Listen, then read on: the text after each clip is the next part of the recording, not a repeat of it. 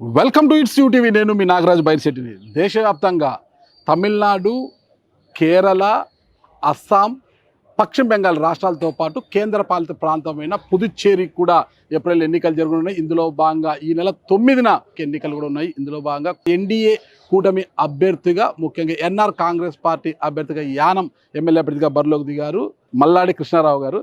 ప్రస్తుతం ఆయన మనతోనే ఉన్నారు. ఆయన అడిగి తెలుసుకున్నారు. సార్ నమస్తే. సార్ నమస్తే అండి. నమస్తే సార్. గతంలో మీరు 5 సార్లు పోటీ చేశారు. ఇది 6వసారి మీరు ఎమ్మెల్యేగా బరిలోకి దిగుతున్నారు. అంటే గతంలో మీరు పోటీ చేసిన పరిస్థితులు వేరే, ఇప్పుడు పరిస్థితి వేరే. ప్రస్తుతం సర్వీస్కి, డబ్బు ప్రవాహానికి మధ్య ఈ పోటీ జరుగుతుంది. మరి ఇందులో విజయం ఎవరు సాధిస్తారంటారు? నేను పోటీ చేయట్లేదండి. ప్రజలే నన్ను పోటీలో పెట్టారు.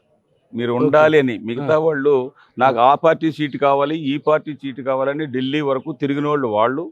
ప్రజలు ఎప్పుడు నేను పోటీకి నా నోట్లోంచి మాట వస్తుందని 1 సంవత్సరంన్నర నుంచి ఎదురు చూస్తున్న వాళ్ళు. నేను పార్టీ టికెట్ నాకు ఇవ్వాలని అడగలేదు, నేను పోటీ చేస్తానని కూడా నేను చెప్పలేదు.